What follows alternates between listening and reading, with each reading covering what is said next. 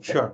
Uh, Good evening, everyone. My name is Sudeep Kumar Das. I'm part of the Center of Excellence for Data Science and AI, which is an initiative by NASSCOM and supported by the government of Karnataka. This is basically towards positioning the state as a premier global destination for artificial intelligence. And it's my extreme pleasure to welcome everybody and for this masterclass. Before I move ahead, let me give you a little heads up and why do we do these masterclasses. So the masterclasses basically aims at connecting the AI startup community with industry leaders, and it covers various topics and navigate through a wide range of critical business decisions. So this series looks beyond core AI technologies and touches upon aspects of building a business that are relevant to organizations. And in this times, it's no surprise that AI is enabling new experiences everywhere. And we believe that leveraging AI, ML in cybersecurity can bring a paradigm shift by minimizing the attack surface area, empower rapid response to cyber incidents, and help your security operations team resolve threats faster with AI automation and expertise. So in today's masterclass, our esteemed speaker, Deepak Talvar from Microsoft, will provide valuable insights on how AI can strengthen the ability to detect and protect against security threats, make a difference and defense across the cloud, and how Microsoft is helping organizations turn meaningful innovation into actionable results. Now, before I hand it over to Deepak, a quick introduction about him. Deepak Talvar is a National Security Officer of Microsoft India, and he is a passionate cybersecurity leader responsible for Microsoft's security engagement with customers, industry partners, policymakers, and academia. At Microsoft, he is responsible for transforming organizations to adopt an intelligent cloud, building security strategy with advanced technologies such as cloud computing, IoT, AI, blockchain, to create end-to-end security roadmap and make them compliant to do business at ease.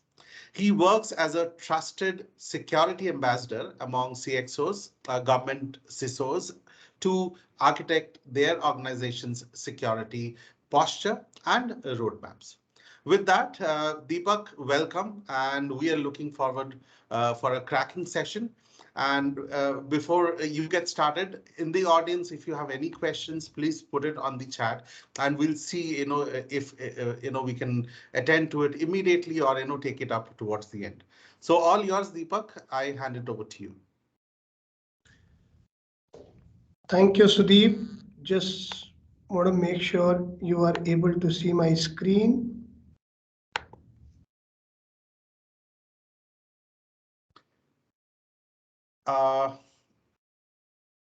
It just came and went.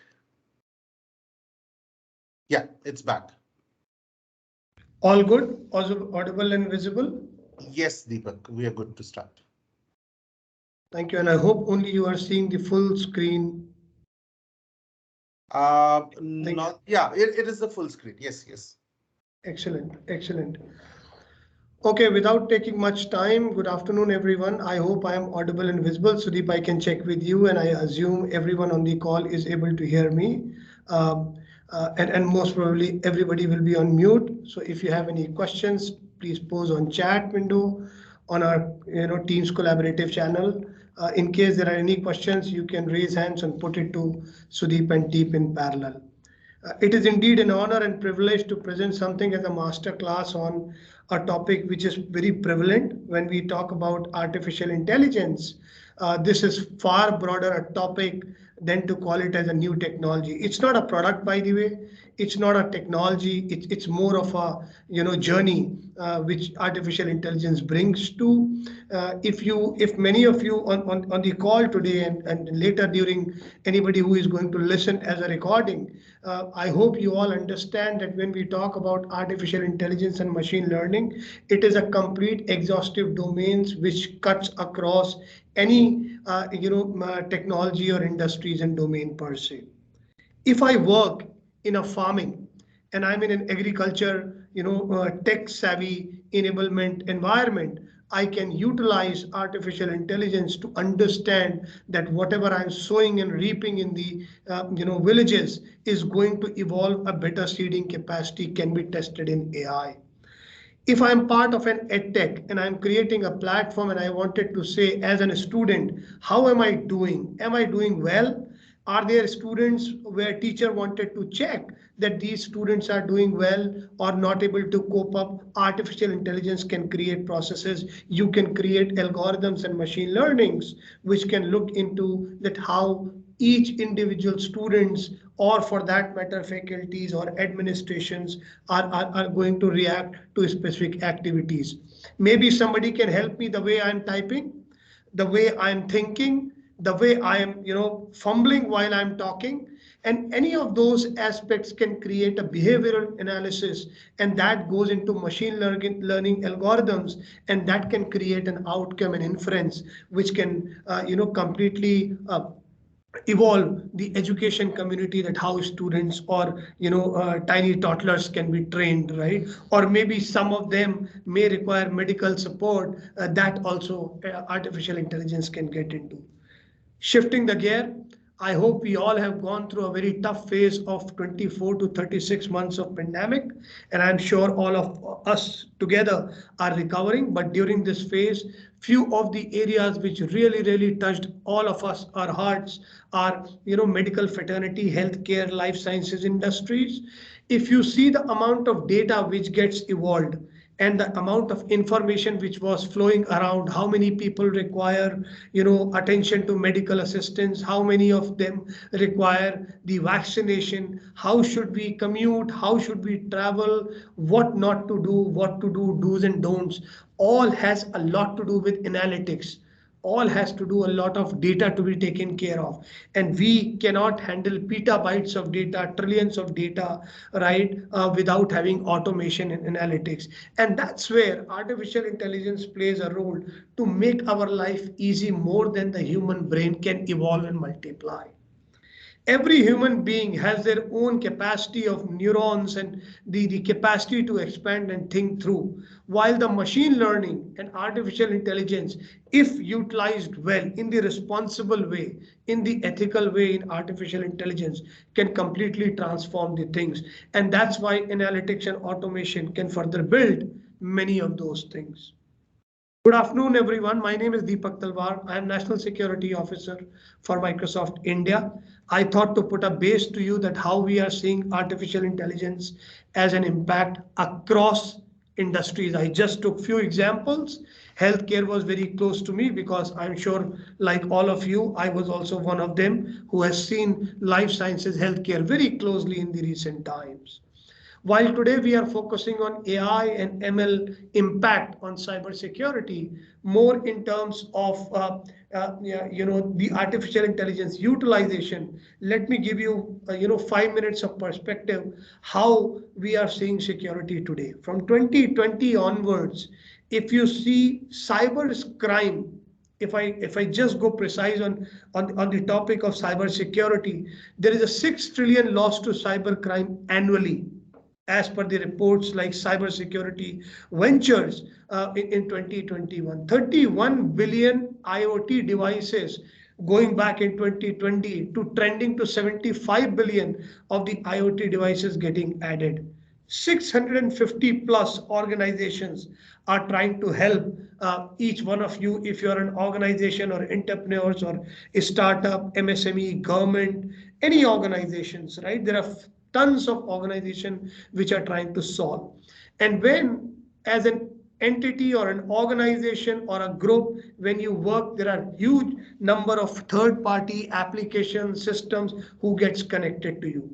What I'm trying to establish here is the entire digital estate is really huge. The attack surface is really, really high. The number of devices which connects it close to 45 billions or a 59 zettabytes of data I'm taking from a 2022 onwards, 2020 onwards. It's really, really, an area to look into, that how the security is moving towards a really inflection point. So we are living in a very, very tight inflection point of security, and that's where there is a need to do a lot of automation, a lot of intelligence based on human inference, but to be done by machine. And that's what artificial intelligence is all about. It's a blueprint, it's a journey which users have to take across the domains, right? Let me put another gear to you. Security has never been more critical, which we are seeing today, because during the pandemic or the earlier, what we could have changed in the digital transformation in 20 years have seen, or even a decade, is now seen in 3 to 6 months.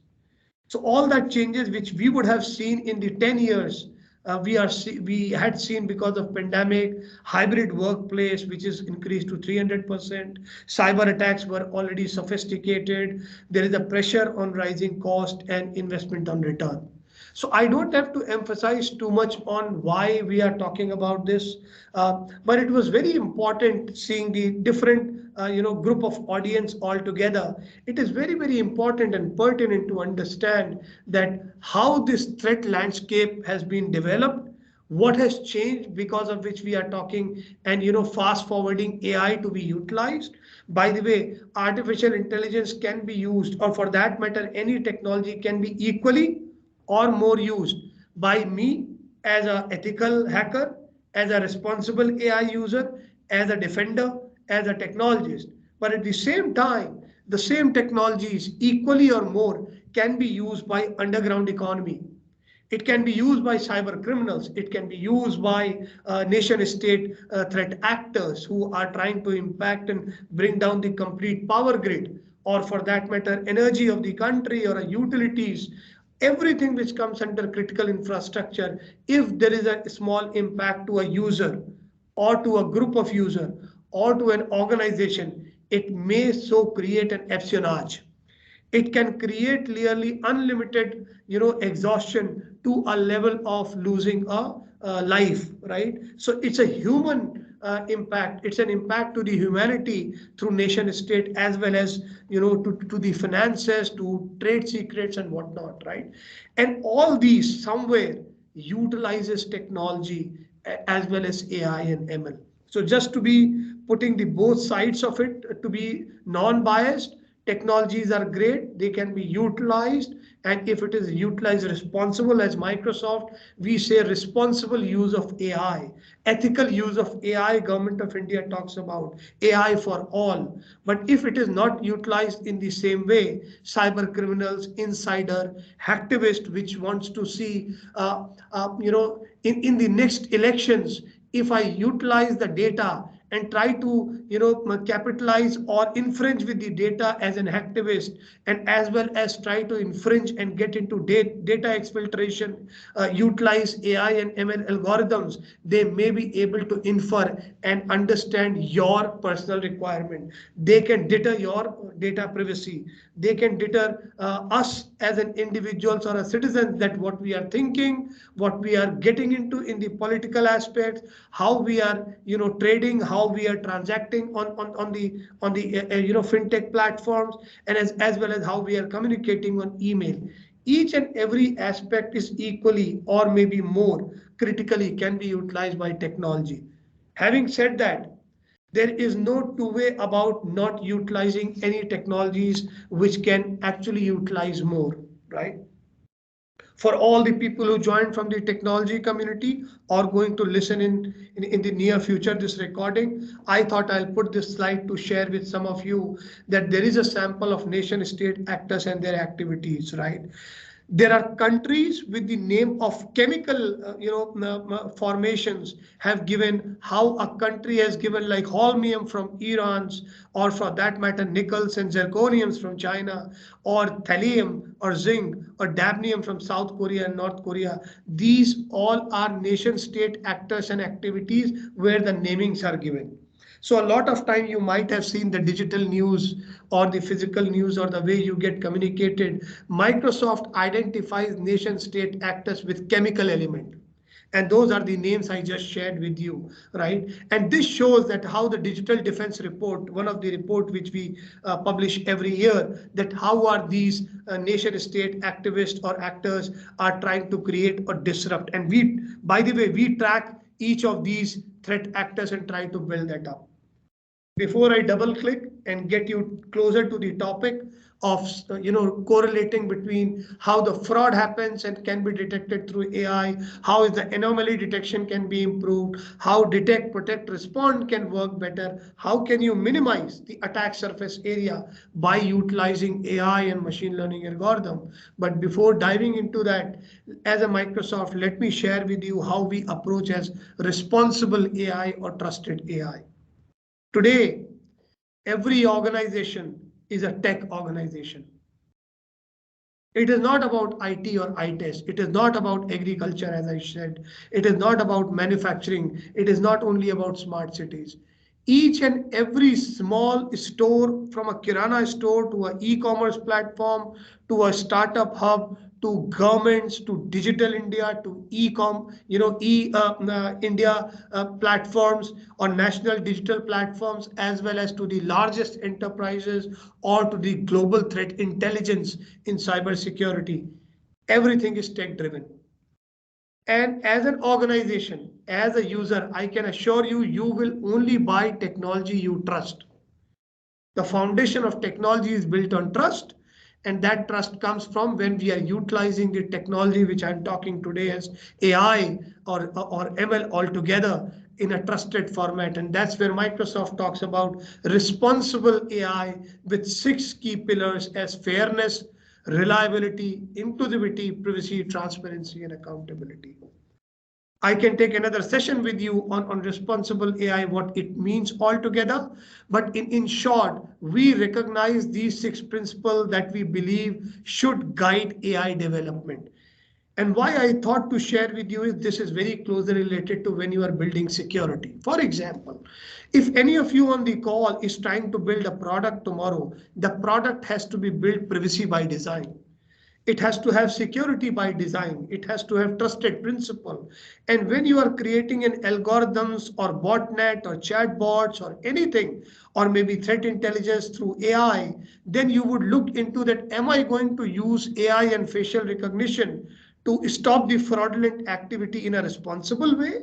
Or you can do the same thing to be a cyber criminal or a hacker or a terrorist, so that you are identifying where to create or implant something which is unwanted, right? That is the difference between the hacking or ethical hacking or the formation of utilizing the technologies. So I thought it's a good opportunity to share on this platform how we deal with responsibility on AI and trusted AI. I shared with you all, but I thought still to take one more level deep into the era of transformation. That why are we, talking about artificial intelligence, how it is going to solve, what is it going to solve? But before that, who all are into the problem? Why are we talking about it, right? Let me switch the gear, to 3 areas. One is every organization is getting into digital transformation, right? And same time, when we have digital transformation, you also have security transformation. There cannot be a safe digital transformation without security transformation. What does that mean is, if today you are on a standard technology and you are not using artificial intelligence integrated with machine learning as part of the product, for example, as an organization as Microsoft, all our products are inbuilt by design having AI or ML as a logic into it. Whether it is Boolean logic, we put technologies, we do DevSec operations, we do efficiency of the cloud transformations, or for that matter, enabling or creating the architecture, or for any organization, if they are creating a security architecture and they say this is the number of data flow which happen in the network, can we control it by utilizing the AI or able to minimize, the human, aspects to it? Answer is yes. Can we minimize the response time or an attack which happened right at the moment as of now? Is it better to use human interventions looking into the logs 24 by 7 with the fatigue eye, right? And log fatigues, which we say in security operations, rather than giving it to the AI and automation, which are called two powerful tools from Microsoft, which is artificial intelligence and automations are two superhuman powerful tool, which we try to put as part of the product and technology as early as by initiating the product during early product life cycle. And the third piece is cloud transformation. I'll be surprised if any of the individuals or groups or organization, though with all the myths, all the gaps, all the concerns which can be true, but you are not part of the cloud journey. For all of you, and including myself, I see cloud journey the way I have adopted my smartphone. I see a cloud journey the way I have been on internet doing internet banking. I see a cloud journey.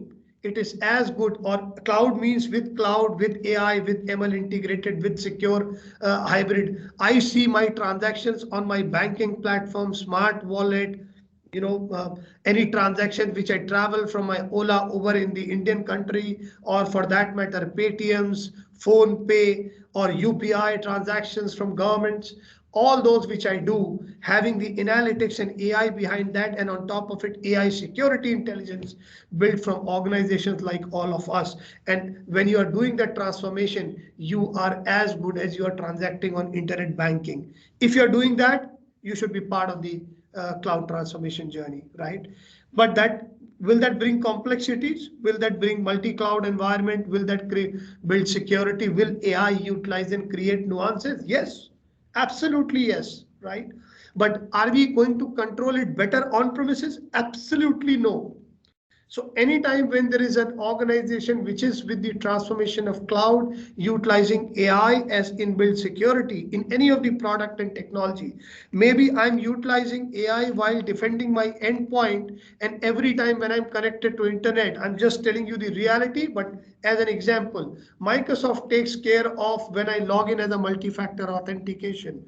I say hello to my laptop to Windows Surface, I get logged in, and after that I connect to my network, and then I open my slide and I open my Teams and I'm connected to you all. In between, I did not put a password. In between, I did not do any authentication. In between this connected between you and me just now, 15 minutes back, I was not doing any of those in between transactions. That's called seamless, passwordless authentication. But do you know what is happening in between? When I opened my system and when I connected to Hello through biometric, I got authenticated. It got integrated to my, multi-factor authentication. It got authenticated and built to the next level. While I was doing those activities, it moved and transformed into connecting to you through a secure network. And at the same time, at Microsoft, by using AI and ML, we are seeing millions of signals or threat intelligence or any type of man in the middle attack or any type of attack which we can look into, right? So that's where it is very important to understand the common aspects between a cloud, how the workloads manages, how the streamline activities happen, and at the same time, how the security operations center works for, right? Let me double click again on some of the challenges. If you really see why we are talking of integrating the technologies like security operations center, most of the large enterprises, mid enterprises, smallest may not have the very dedicated security operations center or the tools which is security incident and event management. What it does is all that what is happening in the network, they are able to correlate the logs, understand what is going around, identify any red flags in the internet, any threats, any malwares, and they are able to manage it. The problem is the amount of data which is getting transacted, the type of signals which are coming up, the total, the overall volume of the logs is really humongous. It's very, very difficult to manage that without bringing the automation and intelligence, which obviously brings to AI. So I hope you're getting my answer, to why we are talking about this digital state environment versus bringing the, the aspect of machine algorithms. Just to give you a scenario, that if I utilize a machine learning algorithms, and I say that anything which is going out of my network or coming in into the network, and any users who are accessing any websites or interfaces, and if there is a malware download, other than the product and technology, it should be able to correlate with the threat intelligence. It should be able to correlate with something which is existing on Microsoft Threat Intelligence database, or for that matter, it may not be available because it's a zero-day threat, right? Or it may be a complex vulnerability. So I should be able to get an alert where it says, please validate. Or maybe if somebody has, already got into the system because of the threat intelligence and behavioral analytics, or even understanding the unknown threats or a malware capabilities, artificial intelligence or that machine learning algorithm is able to identify, hey, this is a type of instance which I've seen 10 times, maybe anywhere else, because fairly fortunately I can share, we as an organization have a huge amount of trillions of signals per day, 24 plus trillion signals per day, right? So we are able to gather those intelligence. It's very, very, real to minimize the attack surface area. What exactly I'm trying to share and what it gives you by this scenario: an attack can be stopped as early as you can detect. And once you detect, there has to be a mitigation to stop. It is very, very closely related to all who understand today COVID, right? The symptoms of a COVID, as early it is known and as early it can be managed or it can be minimized through medicine, through antidote, through processes, is going to minimize the impact to the human body. Similar antidotes, if known on time, through the use of artificial intelligence and creating the algorithms, is going to minimize the attack surface area as well as minimize the time to respond to an attack. In this world, you can minimize the impact to an attack. You cannot make it zero. Anybody who says security can be achieved 100% is absolutely incorrect. It's impossible, right? And there is a journey between impossible to possible, but still, in that reality sense, it is very, very important that what you need to think about is how minimum I get infected, how closely, if I get infected, get recovered, how closely I'm able to mitigate from the risk, and most importantly, not losing my data or not getting the ransomware, not getting infected. Real-time fraud detection in front of your screen right now. We are talking about relevant use cases, which talks about detecting fraudulent mobile phone calls in the telecommunication scenario. You get a mobile phone call sent from the sources. We have our platform like Azure Event Hubs and the instances where we are able to analyze these streams. Now, what it helps is it actually stops the fraudulent call so that you are able to safeguard when you are transacting on your e-commerce platform.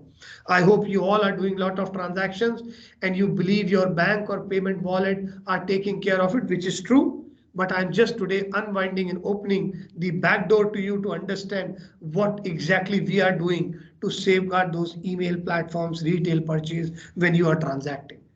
Azure Blobs, Azure Analytics, when being utilized, just an example, it can be many products, but from an organization perspective, I'm giving you one example that how when you are utilizing a fraudulent calls and detections of fraud detections can be very well categorized.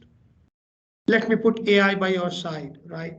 As I shared with you, when you have to detect threats and analyze security data with AI, it is very important to create the pre-built machine learning models. So I can create some of the models. Why I'm creating it? So that any attack, when it comes, it is not dependent on humans to check. It is not dependent on human eye to look into logs in the which we call SIM tool. And then identifying where it is, put it to the level 2 engineer talking to level 3. Some automation is happening. A lot of people also talk about something called SOAR, security operations, in response and other things. These all security orchestration and analytics layer does their job, but end of the day, either it takes more time, which is not good for an infection or an attack, or it creates a lot of false positive. It may not be an attack, but it creates false positive. Or for that matter, it is creating a lot of load. I'm sure you would not like to take a flight from the airport after getting tested for 2 hours, getting checked from thousands of gates, and then you are boarding the flight. I don't think anybody would like to have an experience of a 2-hour flight with 2 hours of validation. Very, very important, right? And that's why as an organization, we believe, can we integrate these technologies? Can I also give a dashboard of whatever you are seeing through AI and automation to make it so seamless that you get validated? You don't have to get into log fatigue, alert fatigue. You get the threat detection early with the help of algorithms from AI and machine learnings, and you are able to correlate that rules. When I'm saying you, means machine, right? And that's why ML technologies will help you quickly get value from large amount of security data that you are ingesting, and then connecting the dots, right? Compromise account, on the Office 365, you are using a platform and account get compromised or exfiltrated. The same technology which I'm utilizing, which Microsoft eating their own cookies, right? We try to utilize and help reduce noise drastically, right? We have seen over reduction of 90% in the alert fatigue, which is very critical. Go and talk to any technology providers, OEMs, service providers, especially customers, and ask them, do you have a security operations center and incident and event management tool, and how you are managing it? Hundreds of people are working 24/7, multiple shift, painful eyes, 24/7 alert fatigues, thousands of logs coming in, and still attack happens. And after that attack, everybody is trying to identify how it happened. And 50% of the time, there is no RCA with so much of investments, right? And that too, it is on premises. That means if attack happens, people need to run, go back and look into, or maybe today the world has changed into managed service provider, but all said and done, it is still not given into the best of the subject matter expertise and with the help of analytics and technologies altogether, right? Investigation. You have got an attack, I shared with you. Maybe when I'm saying attack, it can be ransomware, it can be encrypted attacks, it can be man in the middle attack, it can be distributed denial of services attack, it can be network attacks, or for that matter, security, DevSecOps attack on the softwares, right? Or a malware infiltration or data breach, or a real breach of the information, or a nation state attack. Whatever type of attack it is happening, it is very, very pertinent that do you have a compliance and security together to be looked into dashboard. Whom are you going to call when there is an information related to an attack which you got to know as a CIO or a CISO or an IT or a software engineer or a software systems engineer or a DevSecOps provider, or even in the education, academia, or a government institution? If you get into a real breach situation or an attack situation, and if you don't have those tools which are AI enabled, will you be able to understand how it happened? Would you not like to have a dashboard where I have my pre-built query to understand what has happened, right? And how can I investigate that threat rather than putting that investigation on manual people, 100 people, 10 days of committees, and so on and so forth, right? So I established what is cybersecurity, the threat landscape, type of attacks, how AI playing that role, what is the role of activist nation state threats, the type of threats, how the machine algorithms can play a role, few scenarios, and then how you're responding to that with the help of automation and AI, and now security operations and incident management. The next thing is building that automation with the playbooks. Today, if you have to create scenarios, why are we not relying on technologies who have ready playbooks? What is playbooks? We already know if you are an IT and IoT company, if you're a small company, if you're a startup, and you deal with financials and technologies, you store credit cards, you manage customer data. If we create those use cases into our technology, automate it will make sure that every time the credit card is getting transacted, AI or ML algorithms understand that this should not go out, and it will do it seamlessly without taking time. And if it gets leaked or the data gets exfiltrated because of a user, unfortunately is using Windows 7 and saying that I got attacked, though he is using the legacy software or pirated software or Windows 7 or Windows 8, or for that matter any iOS or any third-party devices which are vulnerable, and then connecting to the payment gateways and transacting, and by the way not even utilizing two-factor authentication. I hope you can assume how much risk they are into. Having said that, to minimize that risk, not cannot close because you need to be updated, upgraded to the best of the updates to any technology or system. But like Azure Sentinel is able to see multi-cloud, it does not matter which cloud you are in, Amazon's or Google's or Microsoft or third-party applications. I am putting it all bucket together. But we as an organization are able to cut across multi-cloud, multi-layer approach to look into that threat intelligence, not just by alerts, not just by events. It is actually automated, detect, respond, and also mitigate your risk, right? So it's very, very important to understand the hacker's mindset. You know what? Till now, I shared how technologies can work. Let me give you the other side of it, because people on the call may ask, are we saying we are really secure and technologies can help make everything well? Why attacks are happening? Are they ahead of us? Maybe yes. Maybe yes. But that yes only gets qualified when we understand that attackers only need one chance out of 100 to create an impact, to infiltrate the data, to put a malware variant, or to do a ransomware attack. But we need to secure 100 out of 100. For a defender, there is nothing called 99 out of 100 marks. But for an attacker, he only need 1 marks to pass. And then hackers have changed their tactics. They are not sitting in the internet directly.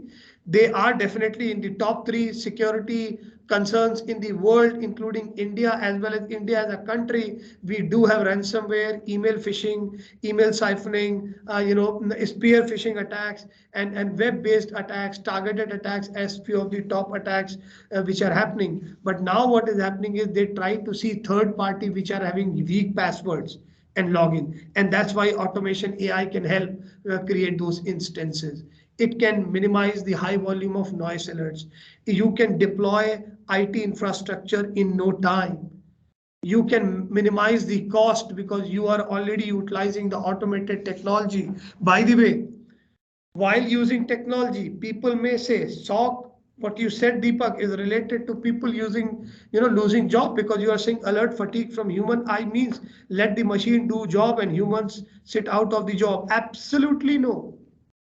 The transformation of the jobs is to learn AI, understand AI automation, and do an upgraded job rather than full day looking into how many spams have come. So the job transformation has come up, and number of jobs which are created is getting multiplied because the technology require a lot of human intervention to talk on the digital estate, right? So it's a trade-off, it's a balance.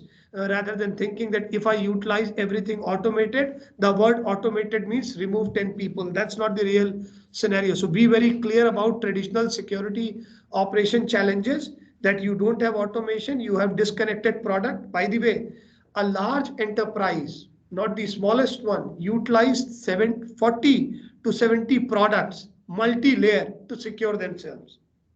I gave you the example of airport, right?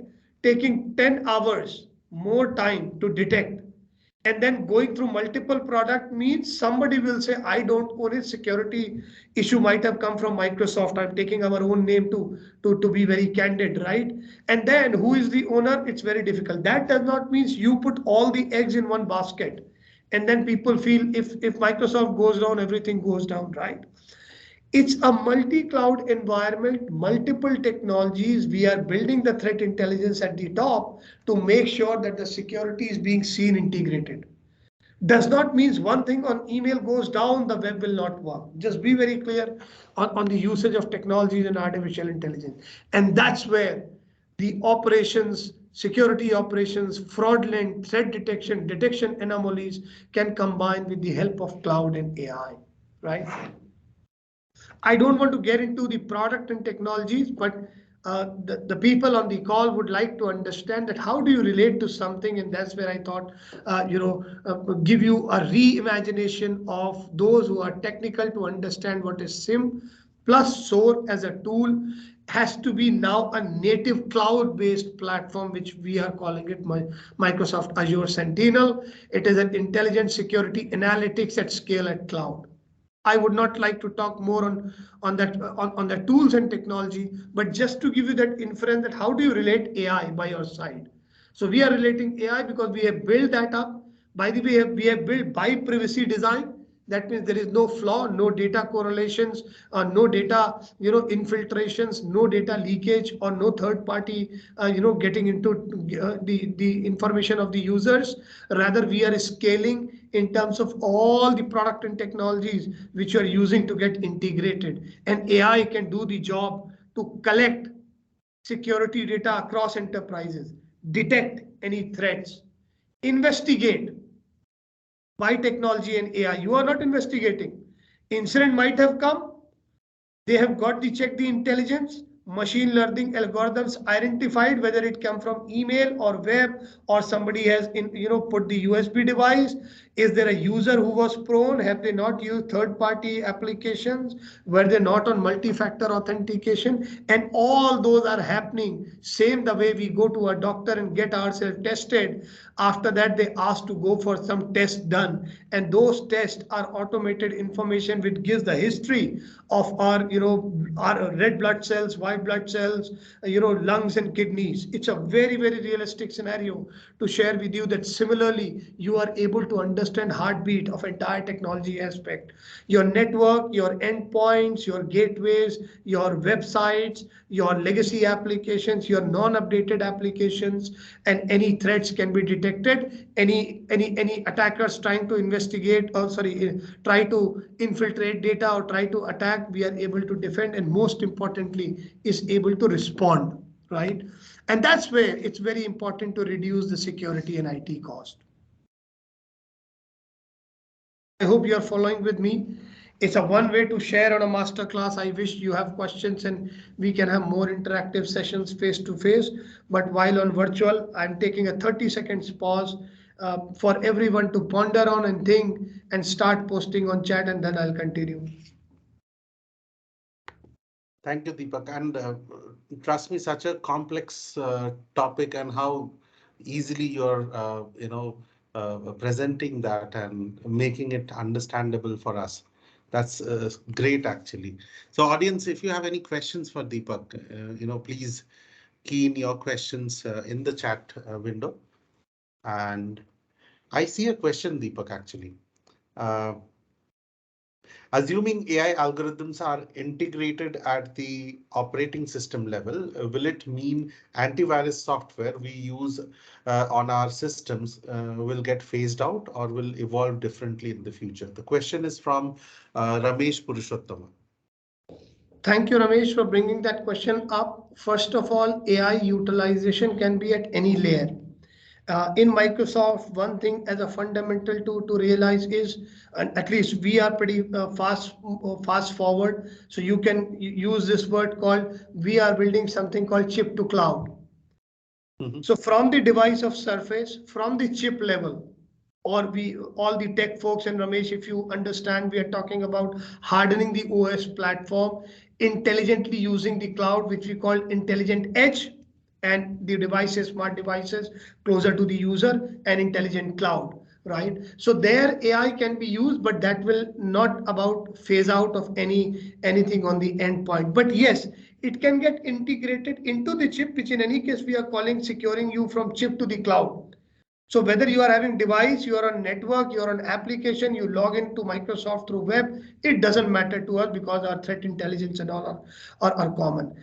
Microsoft Defender as an endpoint, as a product, I fairly can quote and say that when you are using your Windows, or for that matter other platforms, and you are adding Windows 11 for that matter, and it is coming integrating with endpoints, you don't need any more antivirus, as long as people believe and trust. That's a mindset which will get changed in future, that anything which we are using as an operating system, we do need an add-on antivirus. And that psychological word of antivirus is any product. I don't want to name each and every product is beautiful, great, they are doing good, they are also using AI. But when we are integrating it hardened on the OS platform, and we are the owners of platform, proudly can say we understand end-to-end cycle. It will not phase out, Ramesh. And a question from Maruti. In such a complex scenario, application interoperability is critical. What kind of standards are there or emerging? Who asked this question? Maruti. Maruti, I would sincerely thank you for this question.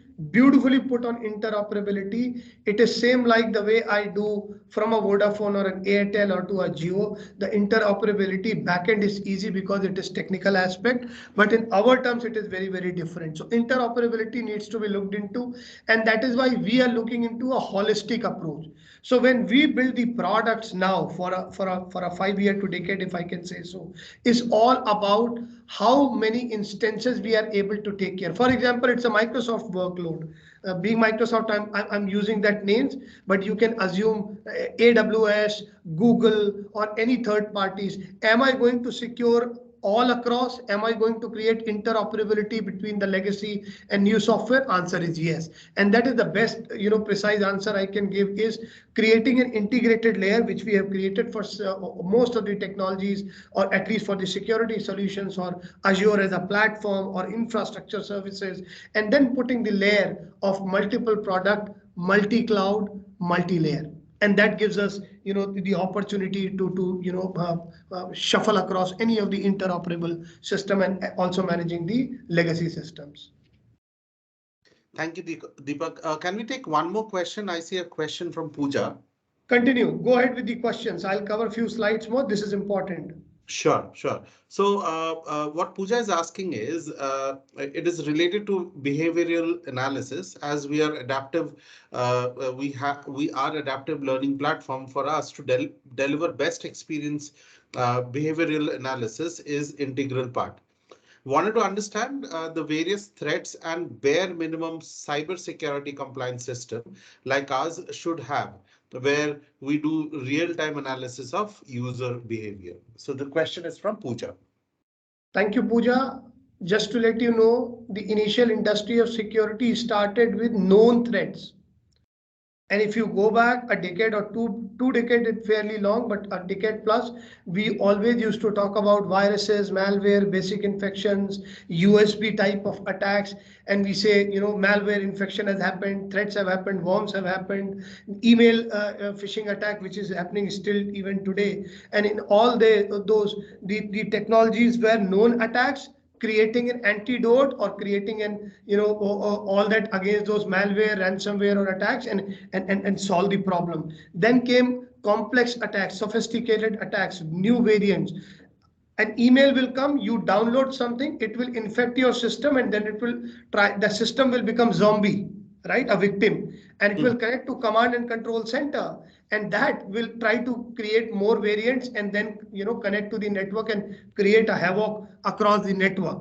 Then later on came sophisticated attacks like human operated ransomware, which is today's ransomwares and phishing and malware attacks, or something called APTs, advanced persistent threats, or advanced threat protection modules, where there are complexities of targeted users. Deepak get a specific email related to Microsoft, he clicks on something or download, and then he loses his data, or other things happen. In all these scenarios, there is one aspect which grown from the known attacks, unknown attack, called behavioral analysis. All the tools and technologies started developing that we should learn more than technology, the behavior. What does that mean? I am transacting on the internet banking. Somebody is monitoring the way I type, the space I type, the speed I do, the mistakes I make, as well as the time I think. Everything can be detected by the criminals and able to deter and understand how much time Deepak takes for a transaction. And by doing that, they are actually creating a portfolio of me as my behavior. That's where in security, behavioral analysis have come up. Sorry, I'm taking more time to explain because this question was important and good for other audience to understand what is behavioral analysis. What has happened today? You now have technologies handling behavioral analysis. You have technologies to take care of, by the way, technology means technology, compliance, regulation, everything for known viruses or malwares. But the world is so sophisticated today that we need to integrate known threat, unknown threat, zero-day threat, the vulnerability. And that is why you need to move from a behavioral analytics to automated analytics, to automated response to something as a signals. So now we are seeing threat signals, and we are seeing threat signals only for financials, only for manufacturing, only for government, and then identify who is targeting what, and based on that intelligence, plus behavioral analysis, plus analytics. And thank you for bringing that point, because the AI is not one layer. AI is more like a larger elephant who is going to integrate and help and try to minimize that impact and able to solve the problem through behavioral analysis and solve that problem for the analytics. And that's how you can build and minimize the regulation as well. So behavioral analysis not directly related to compliance and regulation, but from the security perspective, you can put a larger canvas by putting AI on top of behavioral analytics. Pooja. Sure. And before I go to the next question, so I'm just posting a survey link. We would love to, hear from you. And if you have any questions, which I can pass on to Deepak also later, and if at all it doesn't get answered, we'll be more than happy to do that. So, Deepak, I have a question from Shalaka Patil, and who's asking, how do we real-time safeguard data? What is the process with AI? I think you've covered, but maybe, Fairly a large question. How do we real-time safeguard the data is an open-ended question, but let me put my understanding of the question partially. If not, feel free to reach out to me. The first of all, in with the help of AI, obviously you can become faster, real-time information can be correlated. So in data, we call about data at rest, data in transit, data in motion. So it is very different the way we store, encrypt, manage data at rest. So I might put an encryption, use the AI ML algorithms, the way data can be accessed when data is at rest. At rest means I'm storing it anywhere, on premises, hybrid, cloud, whatever. When data is in transit, on travel, the communication has to be secure, and there we are utilizing AI and machine learning algorithm that it can be faster, it can be cryptographed, it can be polymorphic encryptions are used so that data sensitivization is there. Third is how data is being classified, and at the same time how data can be utilized. By the way, data is belonging to me, it is my data. The data which I have not given consent should not be utilized. All those can be different aspects by which you can manage it. So in the real time, AI can be used, but what data is very important to understand, whose data it is, where it is lying, and the way the data is being processed or stored or being backup, and by the way, for that matter, data being deleted, right? So in short, Government of India in future will have a data protection regime, data protection bill policy, which is to help you and me as a citizens to safeguard our data. We as organization will make sure that data is secure in transit, on premises, on cloud, at rest, on anywhere, end-to-end encrypted and secure. And on top of it, you will be able to real time analyze and get the value of that data with the help of artificial intelligence. sure. And yeah, so far so good. No other questions, Deepak. Maybe you can continue and some more come in. Good. We are short of time now, but great. I stopped and got few questions. Just to conclude few of the aspects, though there are few more slides, but closing on time. The responsibility understand not just by artificial intelligence but the utilization of it. We have put our principles, I wanted to re-emphasize, on being fair to technology. We use it for everyone. Being sustainable, it has to be reliable and safe. It should be inbuilt with privacy by design, secure by design. It should be used by each and every one. It should be inclusive. We want that data, which the question was asked, to be transparent between user. We don't store data for doing analytics and trying to utilize for our purpose, and we want to own the ownership of the data, what we own, as well as you, as called shared responsibility model in cloud. So we want it to be accountable as well, right? So those are some of the aspects, but a computer behave more like humans. How will they impact real people? I've shared with you. Privacy and security, those who are interested, that means we need to comply with relevant data protection, the privacy and transparency laws. We should design AI system to de-identify and maintain integrity. I should not be utilizing artificial intelligence so that I am able to reach your information, your privacy area, your concerns, and able to understand, and as well as the threat actors and malware providers or cyber criminal should not be able to exploit AI or a bad actor. And that's where we play a role, even to safeguard AI, which I did not cover today, but just to share, AI itself needs to be secured as well, right? So you can create that. Being inclusive, right? It has to be accessible to everyone, disabled people, everyone should be able to access it. We should be accountable. It can help having the vision for transforming society, transforming industry, and transforming the innovation, right? So usage of AI on the call, if we believe that we are not using it, because this may create a lot of concerns. It has an non-ethical way of usage. Before that, please think that can the fraudulent activity happen on internet banking? Yes. Then why are you doing internet banking is the answer, right? It saves time. It is more secure. It is been with subject matter experts. It is faster. It multiplies your economy. It helps you as individual to transact and do multifold activities. It is reliable and safe.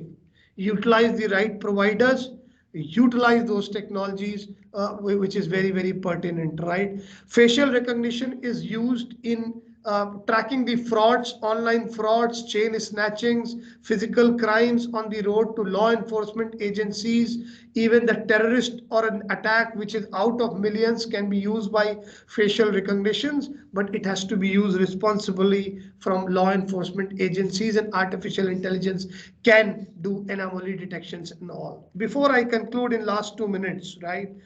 Attacks are very cheap.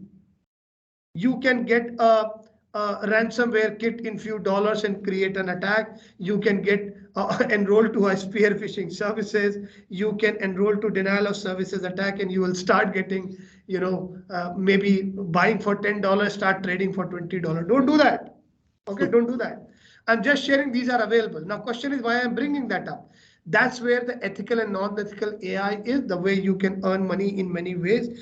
And to conclude, this also requires a lot of architecture in terms of organization to understand how the leadership needs to look into the risk management framework, how the AI and technologies can be used in the technology risk assessment, in the IT operations, how you can utilize like Microsoft Azure Sentinels, Defenders, the endpoint threat response, detect mitigation techniques, how you're using those secure platform rather than building your own platforms. Rely on that. And on top of it, would you be happy to use 24/7 alert fatigue, looking into threat intelligence rather than enjoying your evening and taking care that IT is taken care by the security expert? So it's a very trade-off thing.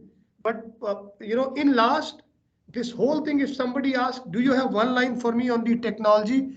I would say the takeaway is zero trust. Every organization today is building on zero trust. Zero trust is never trust, always verify.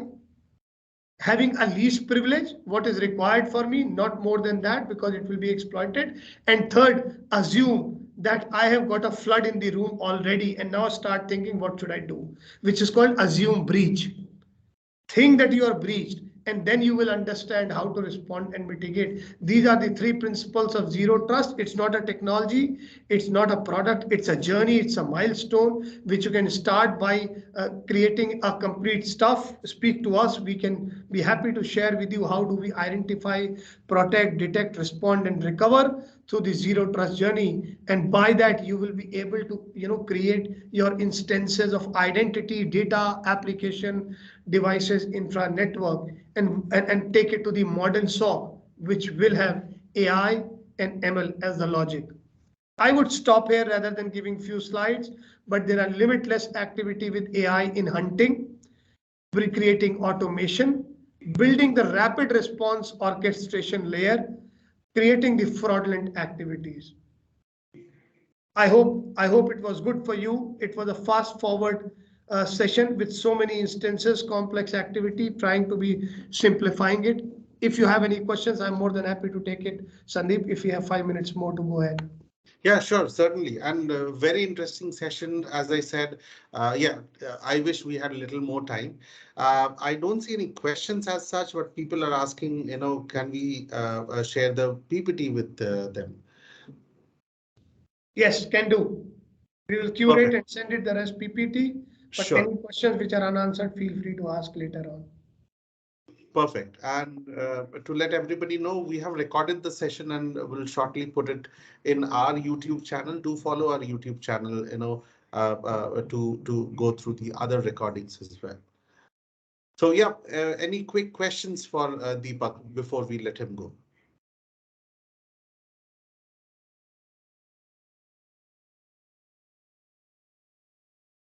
So Deepak, we are good.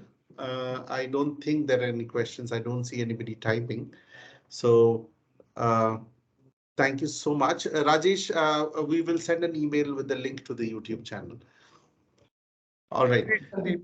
Great. So I think it was an opportunity to connect to all of you before I go. When somebody asked a security guy to go, we said, it's like 24/7. You never sleep, and that's the essence of today's session. That the technologies like AI and all can let you sleep because they will work when you are sleeping. But thank you, Sandeep. It was a great opportunity to NASCOM and presenting on this masterclass on CI and AI. Thank you. Thank you, Deepak. Absolute pleasure. And we loved the session. Thank you so much. Good. Have a good evening, everyone. And thank you for joining in. Wish you a good day. Thank you. Thank you. Bye.